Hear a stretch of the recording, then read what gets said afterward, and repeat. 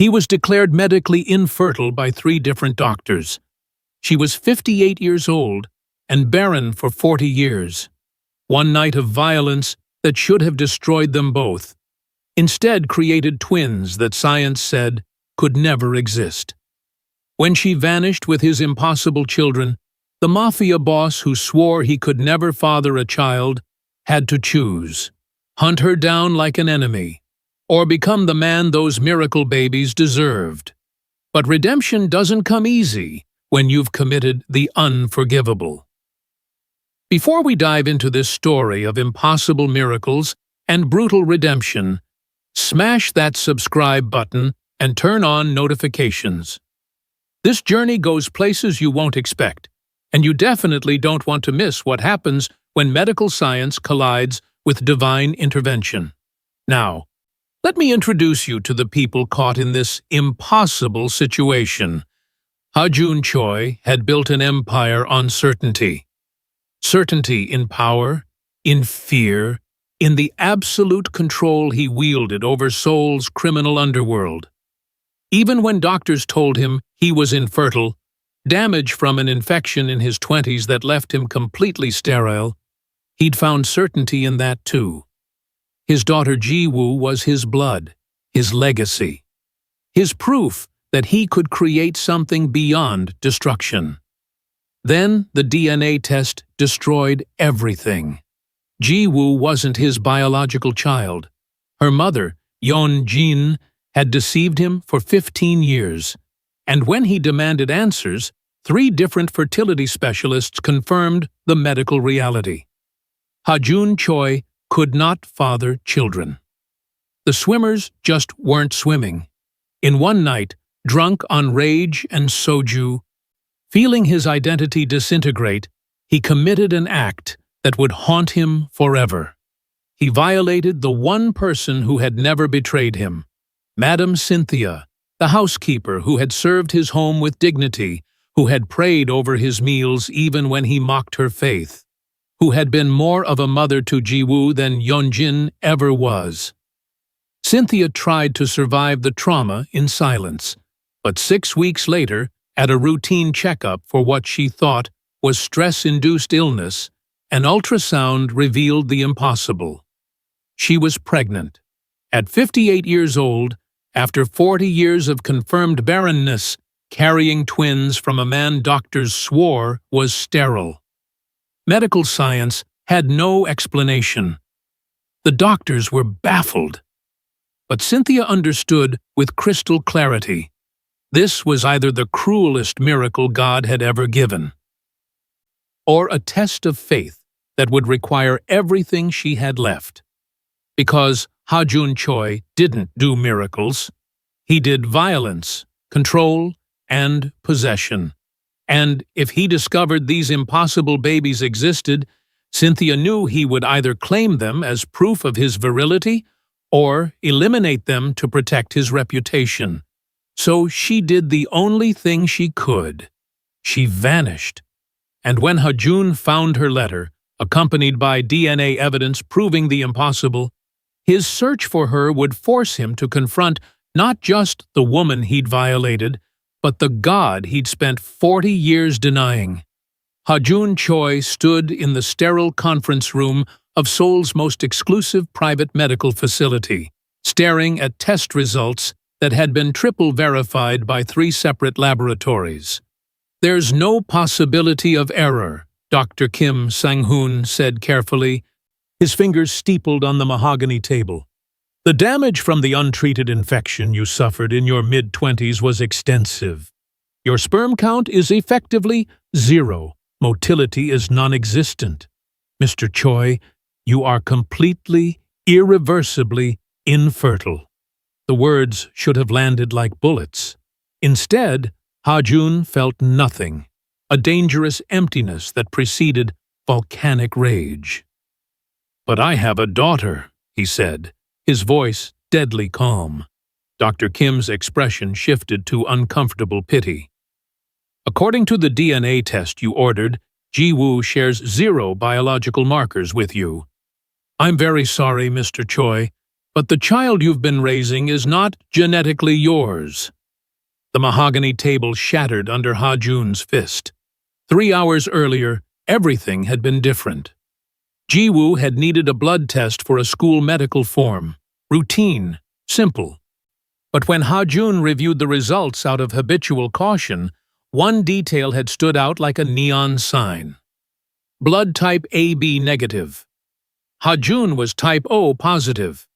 Yeonjin, Ji-woo's mother, was type A positive. 2 OA parents could not produce an AB child. Basic biology. The DNA test that followed was a formality to confirm what Ha-jun already knew. 15 years of fatherhood had been a lie. Yeonjin had deceived him, passed off another man's child as his, and he'd been too infatuated to question it. But the fertility diagnosis was unexpected. A comprehensive examination to understand whether he'd been sterile when Ji-woo was conceived, or if the betrayal had been even more calculated. The answer destroyed him in a different way. He'd always been sterile. Since his mid-20s, after a back-alley doctor in Busan had botched treating an infection, leaving scar tissue that obliterated his fertility. Ji-woo wasn't his, because Ha-jun Choi couldn't have biological children. Have you ever discovered something that destroyed your entire understanding of yourself? That rewrote every assumption about your identity? Ha-jun left the medical facility in a haze of disbelief and rage. His driver navigated Seoul's evening traffic, while Ha-jun made 3 phone calls. First, to his intelligence officer, "Find Yeonjin. I want her location within the hour." Second, to his financial manager, "Freeze every account I set up for Ji-woo's mother. Every penny. She doesn't breathe without my permission." Third, to Dae-jung, his most ambitious lieutenant, "Handle tonight's meeting with the Yakuza delegation. I'm indisposed." Dae-jung's voice carried poorly concealed interest. "Boss, if there's a problem, there's no problem." Ha-jun's tone could have frozen fire. "Just handle it." He ended the call before Dae-jung could probe further. Weakness was blood in the water to men like Dae-jung, ambitious predators who respected power and would devour vulnerability. By the time Ha-jun reached his penthouse overlooking the Han River, Yeonjin's location had been confirmed. A luxury apartment in Gangnam, purchased with money he'd given her for Ji-woo's education fund. He should have gone there immediately. Should have confronted her, demanded answers, exacted revenge. Instead, he went to the bar in his study and pulled out a bottle of Glenfiddich, 30-year-old, expensive enough to hurt, strong enough to numb. Madam Cynthia Cole found him there 3 hours later. At 58, Cynthia moved through Ha-jun's penthouse with the quiet efficiency of 2 decades' service. She'd been hired when Ji-woo was a baby, brought in to provide the maternal care Yeonjin couldn't be bothered to give. Over the years, she'd become invisible but essential, managing the household, caring for Ji-woo, praying over meals that Ha-jun consumed without acknowledgement. She was the one person in his life who'd never wanted anything from him except the ability to do her job with dignity. "Mr. Choi," she said gently, her accent carrying the warm cadence of her southern upbringing. "Ji-woo is asking for you. She's worried. You missed dinner." "Ji-woo!" Ha-jun laughed, a terrible, broken sound. "Ji-woo, who isn't mine. Ji-woo, who's been the proof of my legacy. My bloodline, my fucking future, except none of it was real." Cynthia went very still. "Sir?" "DNA test came back today." He gestured with his glass, amber liquid sloshing. "Turns out I've been raising another man's child for 15 years. And the fun part?" His voice turned vicious. "I can't even father my own children. Medical impossibility. I'm shooting blanks, Cynthia. Have been since I was 25. "Oh, Mr. Choi." Cynthia's voice carried genuine sorrow. "I'm so sorry." "Sorry?" Ha-Jun surged to his feet, the room tilting dangerously. "You're sorry? You've been praying over this house for 20 years, praying for me, for Ji-woo, for my goddamn business deals. Where was your God when Yeonjin was laughing at me? When I was building my entire life around a lie? God doesn't. Don't." His voice dropped to something dangerous. "Oh, don't give me your faith explanations right now, Cynthia. I'm not in the mood for Bible verses about suffering and purpose." She should have left.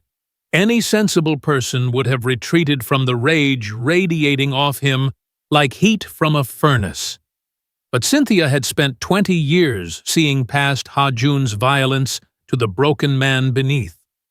So instead of leaving, she stepped closer.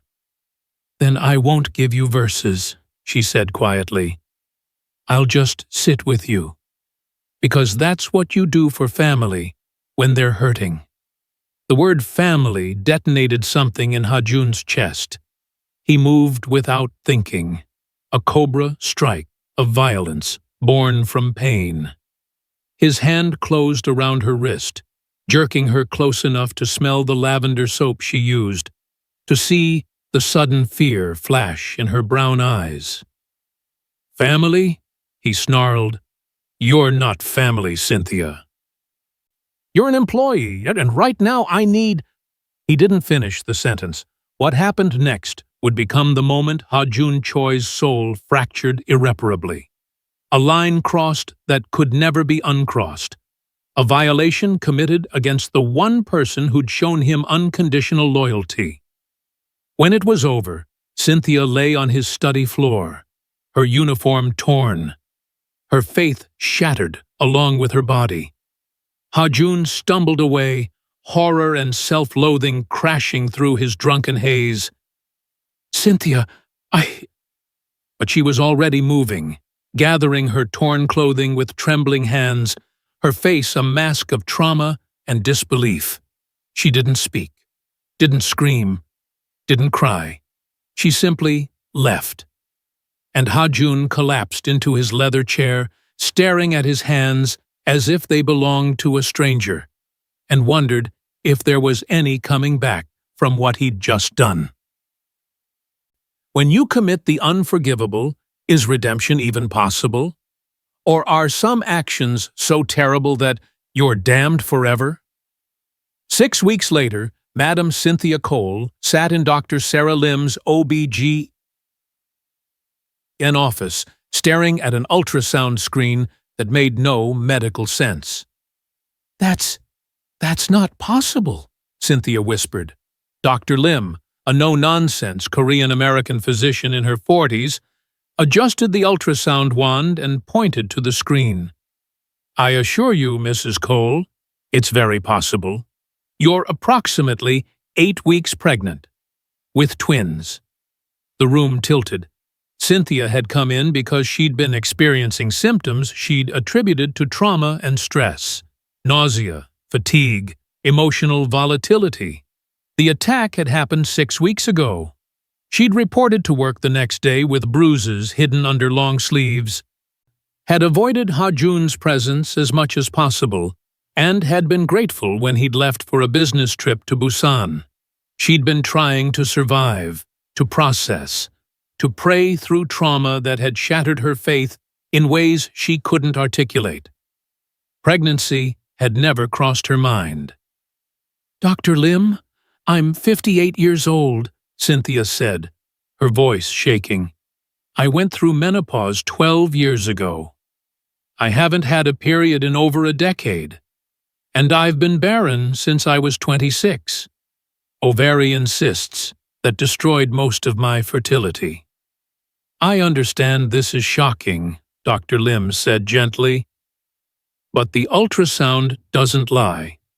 See these 2 gestational sacs? 2 heartbeats.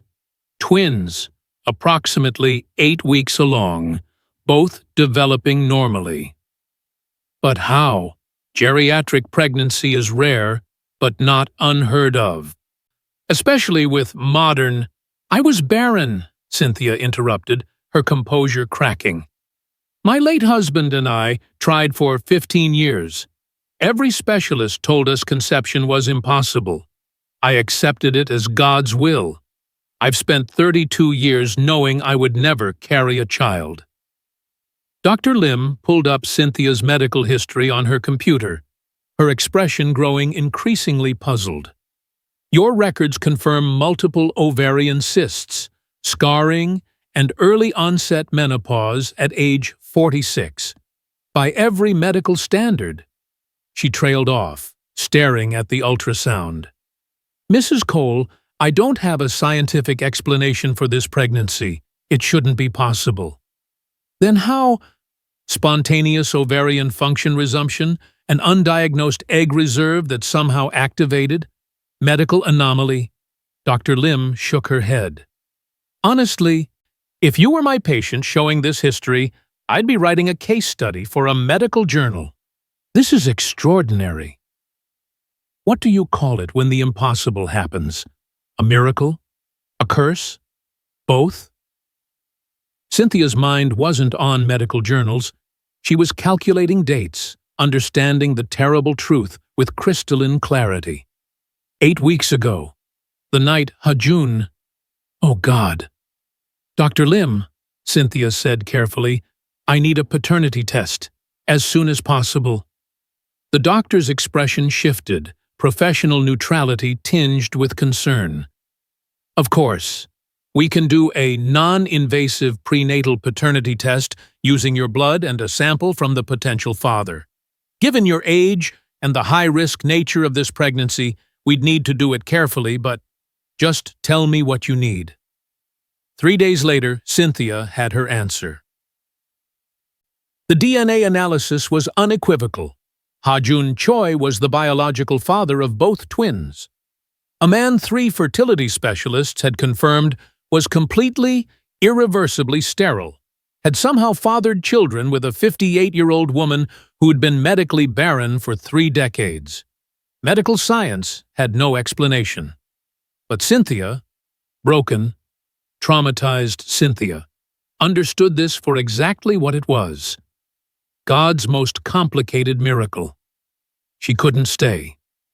The realization hit her that evening as she folded laundry in Ha-Jun's penthouse, listening to Ji-woo practice piano in the next room. If Ha-Jun discovered these babies existed, one of 2 things would happen. Option 1, he'd claim them as proof of his virility, using them to rebuild his shattered sense of identity and legacy. The twins would become possessions, symbols, weapons in his criminal empire. Option 2, he'd eliminate them as threats, evidence of the night he'd violated his housekeeper, potential blackmail material. Complications he couldn't afford. Either way, Cynthia couldn't risk it. She'd spent 6 weeks trying to process trauma, trying to pray through violation, trying to forgive a man who'd destroyed her trust. But maternal instinct was overriding everything else now. These impossible babies, medical miracles growing inside her despite every scientific reason they shouldn't exist, needed protection Ha-Jun couldn't provide. So Cynthia Cole began to plan her disappearance. She had resources Ha-Jun didn't know about. 20 years of faithful service had earned her a substantial savings account. Her late husband's life insurance policy invested wisely. Connections to a church network that stretched from Seoul to Lagos to Atlanta. Most importantly, she had Pastor David Okonkwo. David had been a military chaplain before founding a Korean-Nigerian church community in Seoul's Itaewon district. He was protective, principled, and had helped dozens of vulnerable women escape dangerous situations, domestic violence, trafficking, exploitation. When Cynthia came to him with her story, edited to emphasize the assault and pregnancy while downplaying her employer's identity, David's response was immediate.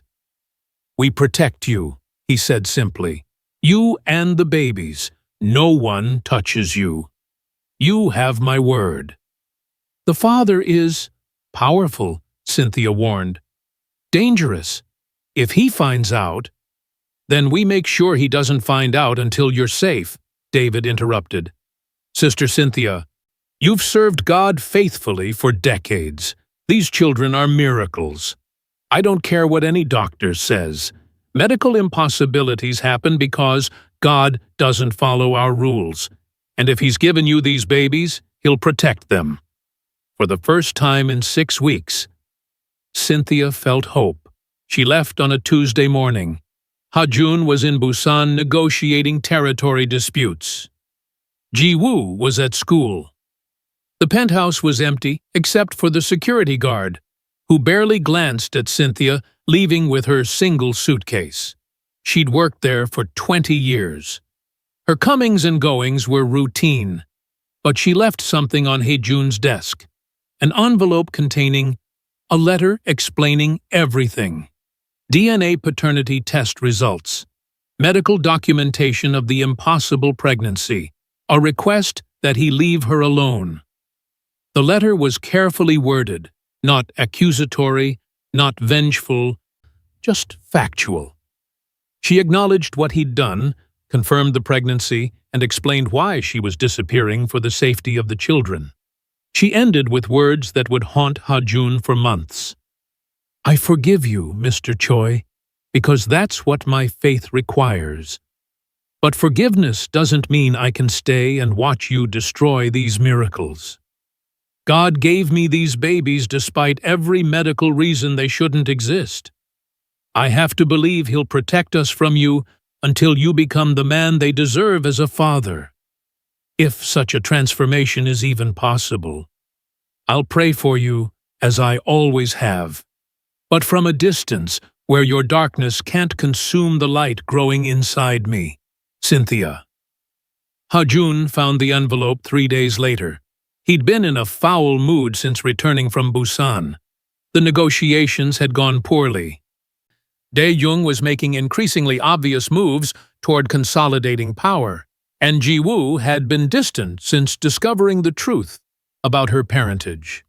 The last thing he expected was a letter from Cynthia, who'd been avoiding him so successfully he'd almost forgotten she worked in the penthouse. He read it once, twice, 3 times. Then he called Dr. Kim Sang-hoon. "The fertility diagnosis you gave me, you're absolutely certain I'm sterile?" Dr. Kim's confusion carried through the phone line. "Mr. Choi, we discussed this extensively. 3 different laboratories confirmed. Could there be an error? Could something have changed? Could... Medically? No. The damage to your reproductive system is irreversible. Why, are you asking?" Ha-jun stared at the paternity test results showing 99.9% probability that he'd fathered Cynthia's twins. "No reason," he said hoarsely. "Thank you, Dr. Kim." He ended the call and sat in the leather chair where he'd committed violence 6 weeks ago, holding proof of an impossible miracle, and felt something crack in his chest.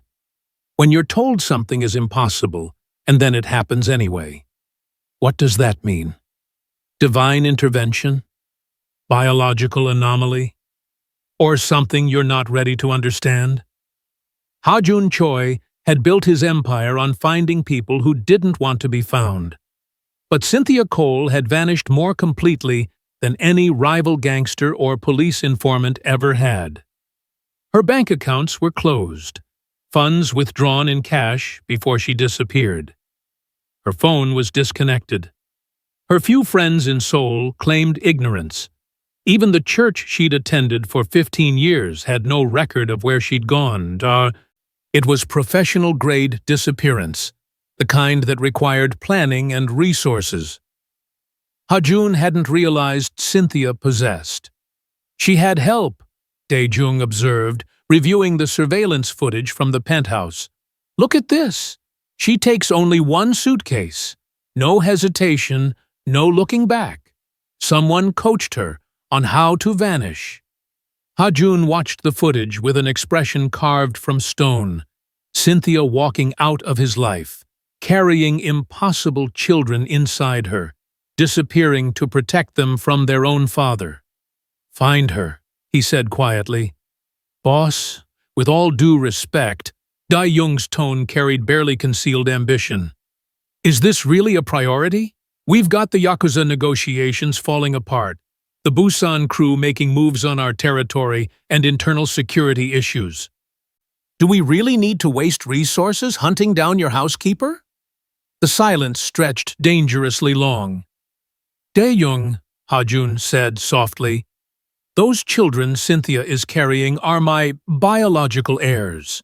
Something 3 doctors told me was medically impossible, which means either medical science is wrong or something extraordinary is happening. Either way, they're mine, and I protect what's mine." "But she's claiming you." Dae-Jung caught himself, recognizing the minefield of that particular accusation. "She's claiming something happened," Ha-Jun finished coldly. "And she's right. Which means I owe those children protection and legitimacy, regardless of the circumstances of their conception." His gray eyes bored into Dae-Jung. "Find her. Use every resource we have. I don't care about the cost. When you're hunting someone to protect them from yourself, what does that make you? Predator or guardian?"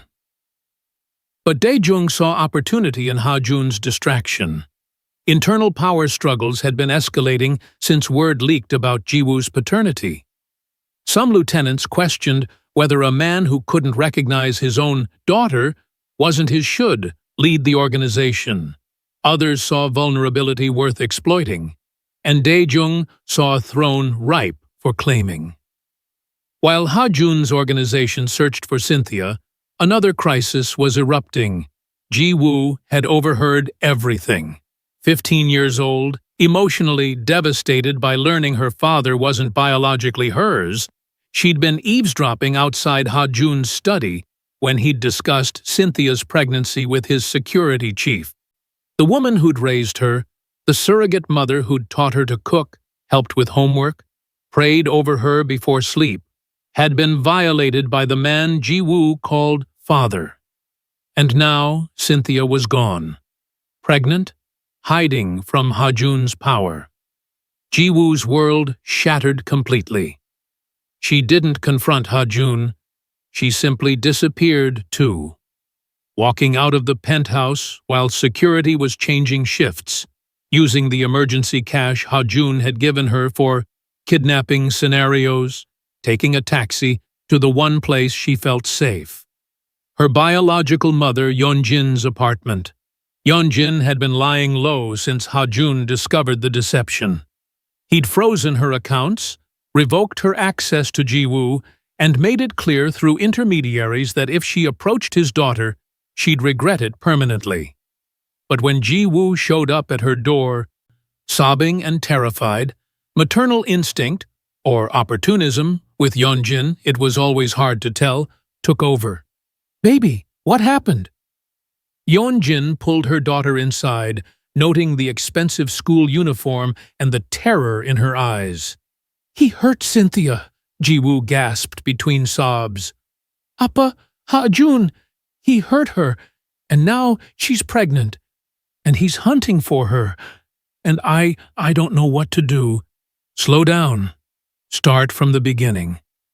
Ji-Woo told her everything. The DNA revelation, Cynthia's disappearance, the impossible pregnancy, Ha-Jun's obsessive search. Yeonjin's expression cycled through calculation, shock, and something that might have been genuine concern. He assaulted his housekeeper? 6 weeks ago, when he found out about me not being his. And she's pregnant? But Ha-Jun is sterile. 3 doctors confirmed it when we were trying to conceive. That's why Yeonjin caught herself. "That's why you had an affair," Ji-Woo finished bitterly. "So you could give him a child he thought was his." "I was protecting us both," Yeonjin said defensively. "Ha-Jun wanted an heir. If I couldn't give him one, he'd have replaced me. So yes, I found someone who could give me a child that would keep us secure. And now Cynthia is carrying his actual biological children. Somehow, Ji-woo's voice cracked. The woman who was more of a mother to me than you ever were is running for her life because the man I thought was my father is a monster. The accusation landed like a slap. Ji-woo, I need to find her, Ji-woo interrupted. Cynthia needs to know she's not alone. That someone besides Ha-jun is looking for her. That her phone rang. Ha-jun's number. Ji-woo stared at it, terror and fury warring in her expression, then answered. Ji-woo. Ha-jun's voice carried barely restrained panic. Where are you? Security said you left. I know what you did to Cynthia. The silence was deafening. Ji-woo, come home. We need to talk. About how you assaulted the woman who raised me? About how you're hunting her like an animal because she's carrying children you didn't think you could have? Her voice rose. I don't want to talk, Ha-jun. I don't want to see you. I don't want… Please. The word was broken, desperate. Please, come home. You're right about everything. I did something unforgivable. I'm trying to fix it. You can't fix this, Ji-woo screamed. Some things can't be fixed. You violated hers. And now she's running for her life. And you're still acting like you have the right to find her. To claim those babies, to…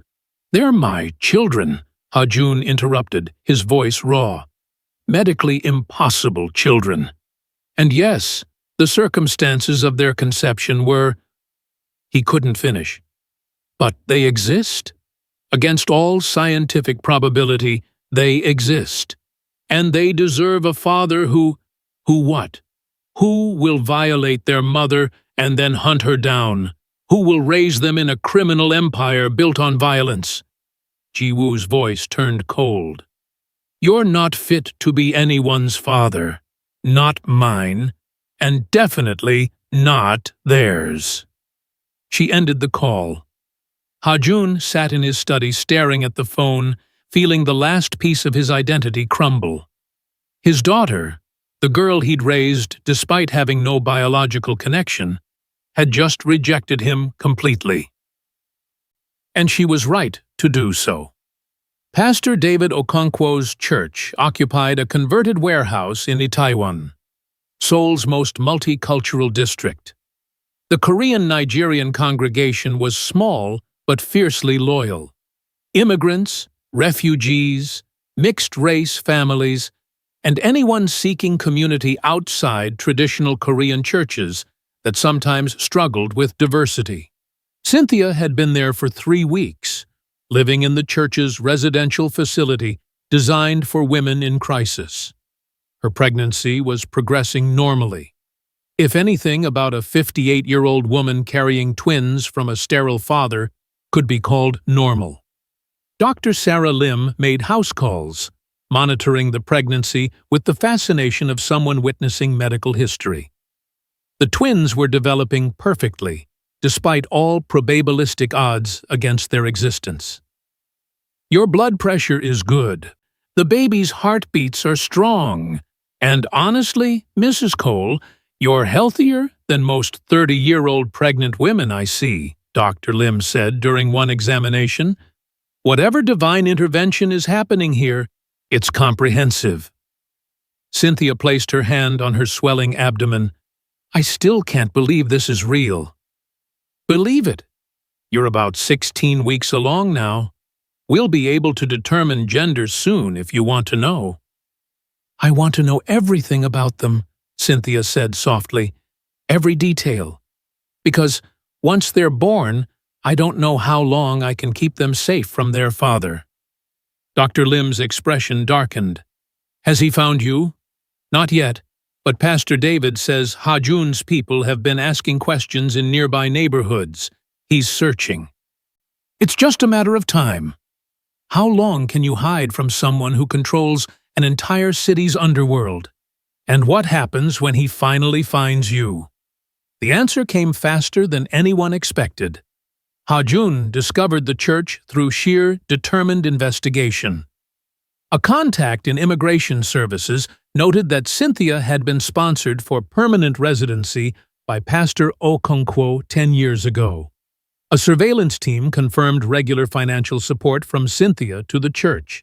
And finally, facial recognition software flagged her entering the warehouse building 3 weeks prior. He arrived alone on a Tuesday evening. No bodyguards, no weapons visible, just a man in an expensive suit walking into a church built in a warehouse. The service was ending, hymns in Korean, Igbo, and English blending together in a celebration that would have seemed chaotic in traditional churches, but here felt like Pentecost. Ha-jun stood in the back, watching the congregation, searching for Cynthia's face. He found her in the third row. She'd changed, not just the visible pregnancy that rounded her frame despite her slenderness, but something in her posture. Dignity. Defiance. A woman who'd decided she wouldn't be a victim anymore, regardless of who came through that door. Their eyes met across the warehouse. Cynthia went very still. Around her, church members noticed the expensive suit, the dangerous stillness, the predatory focus. Pastor David moved immediately to intercept, placing himself between Ha-jun and Cynthia. "Can I help you?" David's voice was polite but firm. A former military training showed in his stance, protective without being aggressive. "I'm looking for Madame Cynthia Cole," Ha-jun said carefully. "I believe she's attending your congregation." "And you are?" "Someone who needs to speak with her." "She doesn't want to speak with you," David replied. "In fact, she specifically requested that you leave her alone." "Those children she's carrying are mine."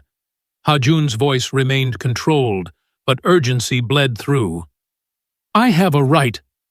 "Rights?" David's expression hardened. "You assaulted her. You violated a woman who served you faithfully for 20 years. You traumatized someone who showed you nothing but loyalty. And now you're claiming rights to children born from violence?"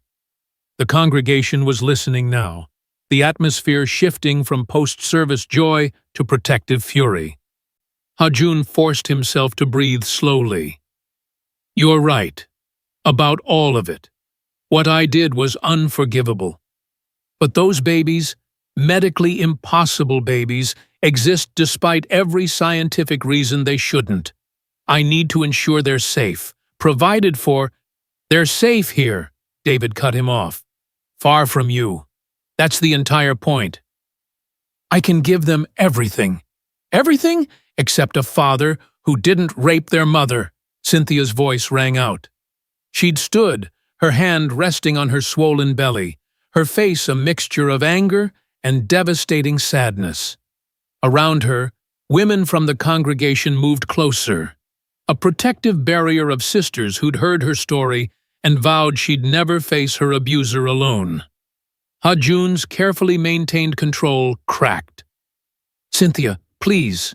I know I can't fix what I did. I know you have every right to hate me. But those children are miracles. 3 doctors told me I'm completely sterile, and yet God gave me these babies despite you," Cynthia interrupted, her voice shaking. "Not because of you, Ha-jun, despite you. He took your violation and somehow created life from it. But that doesn't give you claim to them. They're still my children." "Are they?" Sister Mary Adeyemi, an elderly Nigerian nun who volunteered at the church, stepped forward. Her voice carried the authority of someone who'd survived far worse than Ha-jun Choi. "You think biological connection equals fatherhood? You think DNA gives you rights? Fatherhood is earned through love, protection, sacrifice, not forced through violence and then claimed because science can't explain the aftermath." What makes someone a father? Genetics or character? Biology or behavior? The warehouse was silent except for Cynthia's quiet crying. Around her, the congregation formed a protective wall. Immigrants and refugees who understood persecution, who'd built a community precisely to resist men like Hajun. "I'm not leaving," Hajun said quietly. "Not until Cynthia agrees to let me be part of these children's lives." "Then you'll be standing there a very long time," Pastor David replied. "And if you try to force your way in, if you threaten anyone here, you'll discover that while we believe in forgiveness, we also believe in protecting the vulnerable. And right now, the vulnerable need protection from you." Hajun looked past David to Cynthia, the woman he'd violated, who was carrying impossible miracles, who represented everything he'd destroyed through his own violence. "I'm sorry," he said hoarsely. "I know that doesn't fix anything. I know sorry doesn't heal what I broke. But I'm going to figure out how to be the father they deserve. Even if," his voice cracked, "even if that means staying far away until I become that man." He turned and walked out of the church. Behind him, Cynthia collapsed into the arms of Sister Mary, sobbing with relief and lingering terror. Because she knew Hajun Choi didn't give up. And sooner or later, he'd be back. What happened next shocked everyone who knew Hajun Choi. He started attending the church services, not intrusively. He sat in the back, never approached Cynthia, never tried to force conversations. He simply showed up every Sunday morning and Wednesday evening, listening to sermons about grace, redemption, and transformation. Pastor David watched this with deep suspicion. "What's your game?" "No game," Hajun replied quietly. "I'm trying to understand." "Understand what?" "How a woman I violated can carry on with faith intact. How people who know what I did can still preach about forgiveness. How," he gestured helplessly at the warehouse church, "how any of this works." It was Sister Mary who first engaged him seriously. After a Sunday service, she sat beside him in the back row while the congregation socialized. "You're searching for something," she observed. "I'm searching for a way to be someone my children won't be ashamed of. That will require you to become someone you're not ashamed of first." She studied him with eyes that had seen too much to be fooled by wealthy suits or dangerous reputations. "You've built your life on power. But power without character is just violence with a nice suit." "I know." "Do you? Because from where I'm sitting, you're a man who violated a woman and now wants absolution so you can claim the children born from that violence." Her voice was gentle but unflinching. "That's not redemption, Mr. Choi. That's transaction. And God doesn't do transactions." Hajun sat with that truth for a long moment. "What does God do?" "Transformation. Complete soul-deep change that starts with genuine repentance and ends with you becoming someone entirely different." She paused. "It's painful. It requires destroying everything you've built your identity on, and it offers no guarantees that Cynthia will ever forgive you or that those children will ever know you as their father." "Then why do it?" Sister Mary smiled. "Because it's the only path to becoming human again.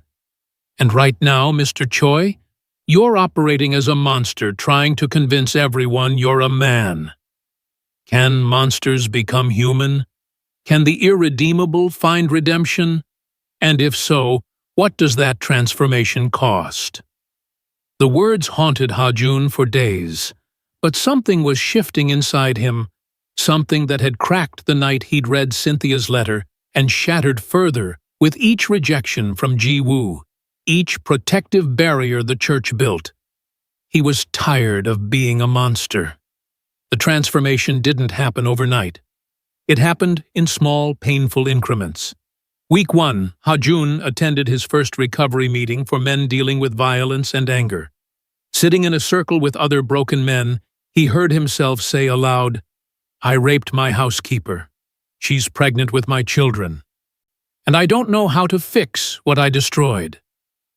Week 2, he met privately with Pastor David, not to negotiate access to Cynthia, but to ask genuine questions about faith, forgiveness, and change. "How do you believe in God after everything you've seen?" Ha-jun asked. David's answer was simple. "Because I've also seen what humans do without God, and I'd rather live in hope than despair." Week 3, Ha-jun began dismantling the most violent aspects of his organization.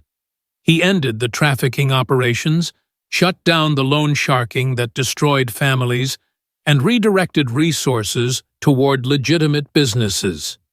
His lieutenants, especially Dae-jung, were furious at the weakness, but Ha-jun no longer cared about appearing strong. Week 4, he reached out to Ji-woo through Yeon-jin, sending not demands but a simple letter. "You're right about everything you said. I'm not fit to be anyone's father. I'm trying to change that.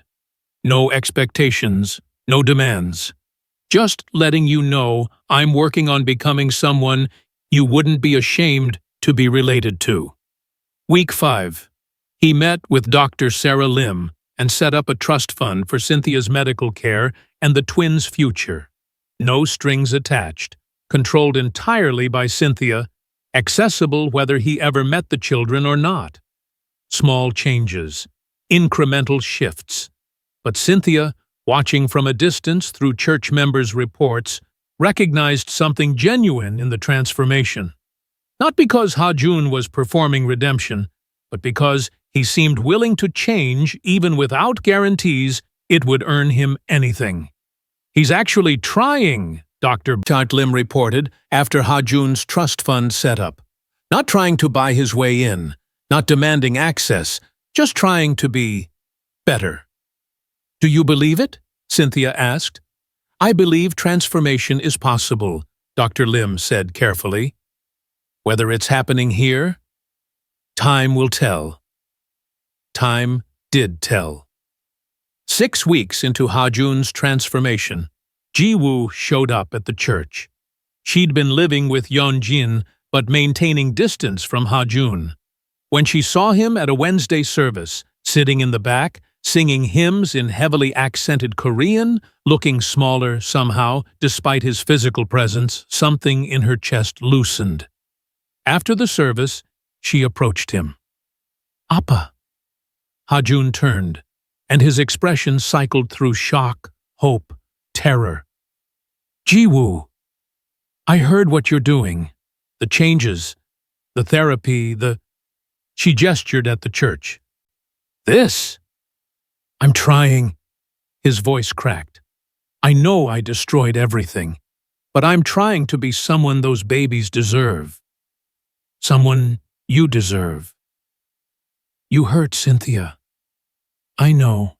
She was the best thing in our family. More of a mother than Yeon-jin ever was.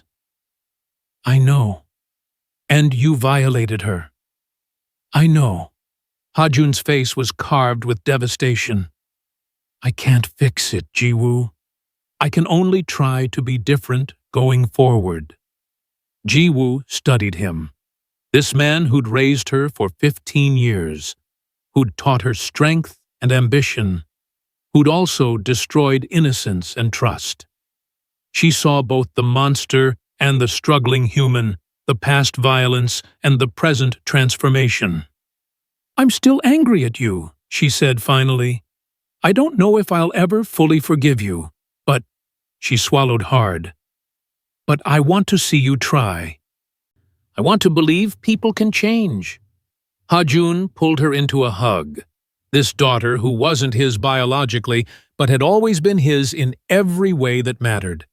"I'll spend the rest of my life trying to earn back your respect." Behind them, Cynthia watched from the safety of Sister Mary's protective presence, her hand on her swollen belly, tears streaming down her face. Because if Ji-woo, who had every right to hatred, could offer Ha-jun a chance at redemption, maybe miracles came in more forms than just medically impossible pregnancies. Ha-jun's transformation hadn't gone unnoticed. In the criminal underworld, weakness was blood in the water, and his recent changes looked like fatal vulnerability to ambitious predators. Dae-jung had been consolidating power for weeks, building alliances with Ha-jun's rivals, promising a return to the profitable operations Ha-jun was dismantling. When word spread that Ha-jun was attending church, spending time in therapy, setting up trust funds for a housekeeper's bastard children, the mockery was widespread. "He's lost his edge," Dae-jung told the Yakuza delegation Ha-jun had failed to negotiate with months ago. Too distracted by guilt and faith to lead effectively. "Support my takeover, and I'll restore our operations to full profitability." The Yakuza agreed. So did the Busan crew. So did half of Ha-jun's own lieutenants, who saw transformation as surrender. But there was one problem with their coup. Ha-jun's children, legitimate biological heirs, despite the medical impossibility, represented a claim to leadership that would complicate Dae-jung's takeover. And while Ha-jun was damaged goods, babies with his DNA could become rallying points for loyalists. The solution was obvious: eliminate the children before they were born, which meant eliminating Cynthia. The attack came on a Sunday morning. 6 armed men entered the church during the final hymn, professionals with automatic weapons, moving with military precision. They weren't there for negotiation or intimidation. They were there for a massacre. "Everyone down!" Dae-jung's lead enforcer barked, his weapon sweeping across the congregation. "We're looking for Cynthia Cole. Give her up, and the rest of you walk away." The congregation, immigrants, refugees, people who'd survived wars and persecution, didn't scatter. They moved closer together, forming a protective mass around Cynthia. Pastor David stepped forward, his military training evident in his controlled movements. "This is a house of God. You will not commit violence here." "We'll commit violence anywhere we need to," the enforcer replied. "Last chance, Cynthia Cole, now." What would you do if violence threatened everything you'd worked to protect? Fight? Surrender? Pray for a miracle? They got their miracle, but not the kind anyone expected. Ha-jun Choi burst through the warehouse doors, unarmed but moving with the lethal efficiency of someone who'd survived dozens of ambushes. Behind him, Sal and 3 loyal soldiers fanned out, weapons raised. "Stand down, Dae-jung," Ha-jun commanded, his voice carrying absolute authority despite being outnumbered. Dae-jung himself stepped from behind his men, his expression triumphant. "You're too late, old Sultan. Your organization is mine. These babies are a complication I'm removing." "And you," he raised his own weapon, pointing it directly at Ha-jun, "are about to become a cautionary tale about what happens when sentimentality replaces strength." "You think sentimentality is weakness?" Ha-jun moved forward, positioning himself directly in front of Cynthia's protective cluster. "You think caring about innocent children, about taking responsibility for your actions, about transformation, you think that's weak?" "I think it's suicidal," Dae-jung sneered. "Look at you, standing in a church, protecting a woman you raped, defending children who shouldn't exist. The Ha-jun Choi I followed would have eliminated them all to avoid complications." "That Ha-jun Choi was a monster," Ha-jun replied quietly. "I'm trying to be something better." "Then die better. Daejung fired. What happened next occurred in fragmented seconds. Ha-jun's loyal soldiers returned fire, dropping 2 of Daejung's men immediately. The congregation dove for cover, years of surviving violence making them experts at finding protection. Pastor David tackled Daejung, former military chaplain, fighting with the skill that hadn't dulled in civilian life. And Ha-jun threw himself backward, his body becoming a human shield between Cynthia and the gunfire. 3 bullets hit him, shoulder, chest, abdomen.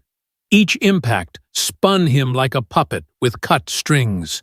He crashed into the protective cluster of church members, his blood spraying across their Sunday clothes, his body collapsing at Cynthia's feet. "Ha-jun!"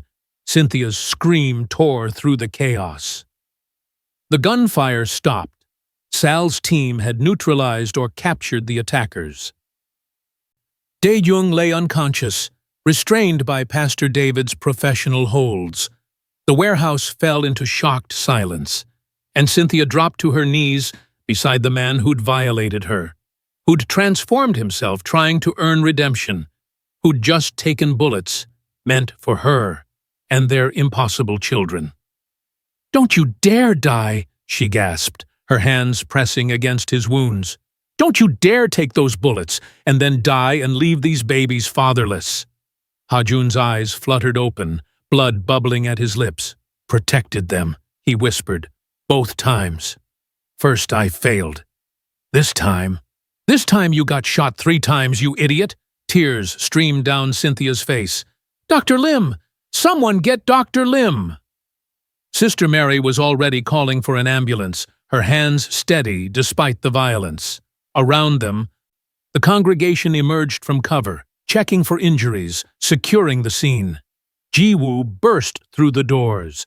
She'd been running late to service and arrived to find a war zone. "Appa!" She threw herself down beside Cynthia, taking Ha-jun's hand. "You can't die. I just started forgiving you. You can't die now." "Not dying," Ha-jun managed, though his voice was fading. "Babies, Cynthia, tell them I tried to be better." "You'll tell them yourself," Cynthia commanded, though her voice broke. "You hear me, Ha-jun Choi?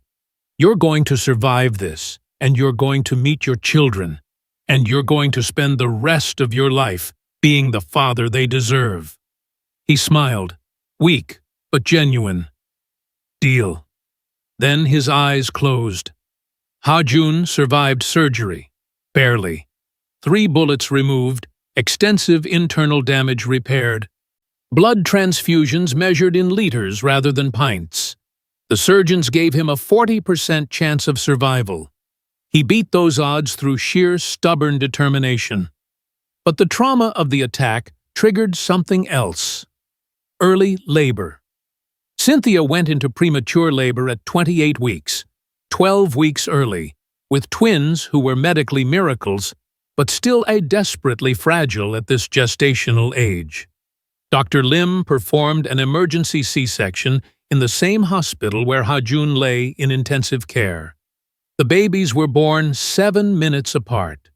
Grace and Kiru Cole, 2 pounds, 3 ounces, fighting for every breath. Emmanuel Chibueze Cole, 2 pounds, 5 ounces, equally determined to survive. 2 impossibly premature babies from a 58-year-old mother and a sterile father. Delivered in a hospital under police protection because the attack had triggered investigations that were unraveling Ha-jun's entire organization. Dr. Lim stared at the healthy, if small, twins in their NICU incubators and shook her head. "I'm writing a case study. I don't even care anymore. This is medical history."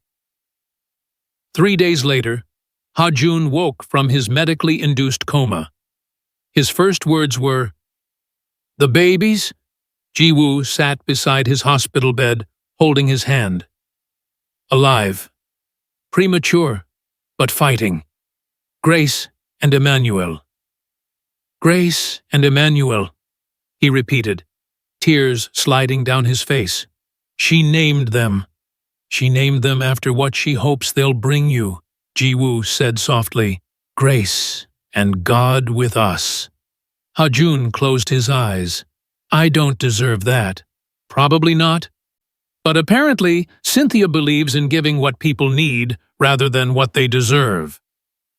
2 days later, still weak but insistent, Ha-jun was wheeled in his hospital bed to the NICU. Security surrounded him. He was under arrest for multiple crimes, but the police had agreed to allow the visit under heavy supervision. Cynthia stood beside the incubators, her own C-section recovery visible in her careful movements. When Ha-jun was wheeled in, she didn't immediately retreat. She just looked at him. The man who'd violated her, who'd transformed himself, who'd taken bullets to protect her and their miracles. You almost died, she said quietly. I did what needed to be done.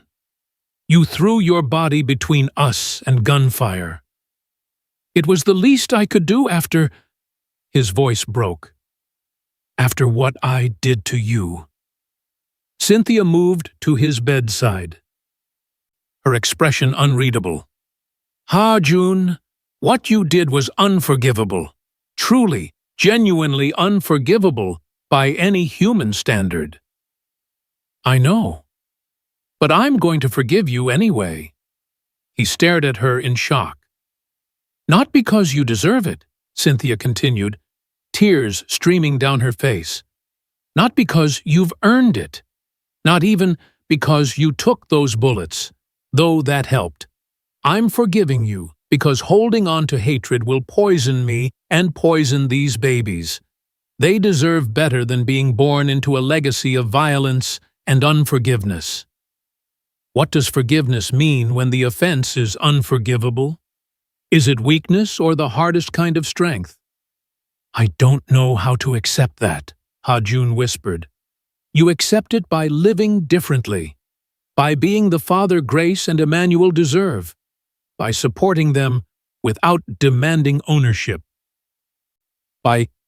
She took his hand. By becoming the man Sister Mary says is possible, underneath all the violence. I don't know if that man exists. I've seen glimpses of him over 20 years, and if he doesn't exist yet, you'll build him one choice at a time. She gestured to the incubators. Would you like to meet your children? Ha-jun couldn't speak. He simply nodded. Cynthia wheeled him closer.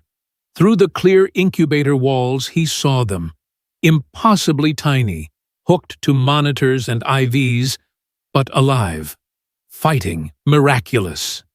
Grace, Cynthia said, indicating the slightly smaller baby. She came out screaming. The doctors said they'd never heard such a loud sound from a baby that small. Stubborn, Ha-jun managed around the lump in his throat. Like her father. And Emmanuel, she touched the second incubator.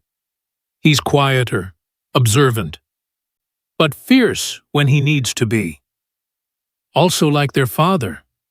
Maybe, or maybe they're just themselves, miracles who happened despite impossible odds. They sat in silence, two broken people beside two tiny humans who represented hope, redemption, and the possibility that God worked in ways medical science couldn't explain. What happens now? Ha-jun asked finally. Now you heal. The babies grow stronger, and we figure out what co-parenting looks like when one parent violated the other, but has genuinely transformed. Cynthia's voice was firm. I won't keep them from you, Ha-jun, but you'll earn your place in their lives through consistent, patient, respectful behavior. No demands, no control. Just showing up and being the father they need. Deal, he whispered. And Ha-jun? Cynthia met his eyes. Thank you for taking those bullets. Thank you for changing. And thank you for giving me children I thought I'd never carry. Thank you for forgiving what shouldn't be forgivable. The coffee shop in Itaewon was neutral ground, far from Ha-jun's former criminal headquarters, close to Cynthia's church community, accessible for the awkward co-parenting meetings that had become routine. Ha-jun arrived early, as always. 2 years of transformation had changed him visibly. His expensive suits replaced with simpler clothes, his dangerous edge softened into watchful protectiveness. His reputation as a crime lord dismantled through cooperation with authorities in exchange for reduced sentences. He'd served 18 months in minimum security for racketeering charges, enough to satisfy justice, short enough that he could rebuild his life afterward. His organization was gone, carved up by rivals or absorbed into legitimate businesses. His wealth was mostly gone, redirected to restitution and trust funds. But he had something more valuable: regular supervised visits with Grace and Emmanuel. Cynthia arrived pushing a double stroller containing 2 toddlers who looked remarkably healthy for babies born 3 months premature. Grace had her father's sharp eyes and stubborn chin. Emmanuel had his mother's warm smile and thoughtful gaze. "Papa!" Grace shrieked the moment she saw Ha-jun, her arms reaching for him. The word still made him cry. Appa, Korean for father, a title he'd earned over 2 years of consistent, gentle, patient presence, of showing up to supervised visits, of following Cynthia's boundaries without pushing, of being, gradually, the father those miracle babies deserved. "Hello, Gracia," Ha-jun said softly, lifting her from the stroller. "Have you been good for Oma?" "Good," Grace declared, which Cynthia's raised eyebrows suggested was a generous self-assessment. Emmanuel was more reserved, watching Ha-jun with the careful observation that had characterized him since birth. But when Ha-jun knelt down, Emmanuel toddled over and placed a small hand on his father's face. "Appa," he said quietly. His first clear word had been Oma at 15 months, but Appa had come 3 months later, and Ha-jun had wept for an hour. "Yes, Emmanuel, Appa is here." When redemption finally arrives, what does it look like? Not dramatic gestures, but small moments of trust, slowly rebuilt. They settled at an outside table, Cynthia and Ha-jun drinking coffee while the twins played with toys Ha-jun had brought. These meetings happened twice a week now, supervised initially, but gradually relaxing as Ha-jun proved himself trustworthy. "How was your week?" Cynthia asked. "Good. The construction business is growing. Legitimate work, legal contracts." Ha-jun had rebuilt a small company using the remnants of his wealth, employing former soldiers from his organization who wanted legitimate paths forward. "We're bidding on a community center project. Pastor David's church needs renovation." "That's wonderful." "And Ji-woo called. She's coming home from university next month. Wants to bring her boyfriend to meet everyone." "Everyone including these 2? "Especially these 2. She's already planning to spoil them." Ha-jun watched Grace attempting to share a toy with Emmanuel, a small act of toddler generosity. They're lucky to have such a large family. It was true. Grace and Emmanuel had Cynthia's fierce love, Ha-jun's careful presence, Ji-woo's sisterly devotion, Pastor David's protective oversight, Sister Mary's wisdom, Dr. Lim's continued medical monitoring, and an entire church community that treated the miracle twins as precious treasures. "I never imagined this," Cynthia said softly. "When I ran, I was so terrified you'd either claim them or destroy them. I never imagined." "That I'd change?" Ha-jun finished. "I didn't imagine it either. I thought I was irredeemable. Sister Mary convinced me otherwise." "She has that effect." They sat in comfortable silence, not friends, not quite, but co-parents who'd found their way through trauma to something functional, respectful, even, occasionally, warm. "Hajun," Cynthia said eventually, "I want you to know something. I forgave you 2 years ago in that hospital room, but I also want you to know I see you. The work you've done, the father you've become. It's real. It's genuine. And I'm grateful. I don't deserve—" "Stop," she smiled. "You don't get to decide what you deserve. You just get to keep being better. That's the deal." "Deal," he whispered, the word that had become their covenant. Grace toddled over, climbing into her father's lap with the confidence of a child who'd never known him as anything but gentle. "Appa, up!" Hajun lifted her high, her delighted shriek drawing smiles from other coffee shop patrons. Emmanuel followed, less dramatic but equally demanding of attention. And Hajun Choi, former crime lord, rapist transformed through grace, father of miracle children who shouldn't exist, held his impossible twins and felt something he'd never experienced in 40 years of violence and power. Peace. Not earned, not deserved. Just given by a God he was still learning to understand, through a woman who'd forgiven the unforgivable, in the form of 2 tiny humans who represented redemption incarnate. "Thank you," he whispered to Cynthia over the twins' heads.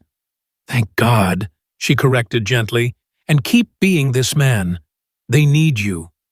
"I will," Hajun promised, "for the rest of my life." And he meant it. Subscribe for more of our stories like this. This was the story of medical impossibility meeting divine intervention, of violation transformed into a miracle, of a monster becoming human through grace he didn't deserve. It's messy, complicated, and uncomfortable, because real redemption always is. What do you think?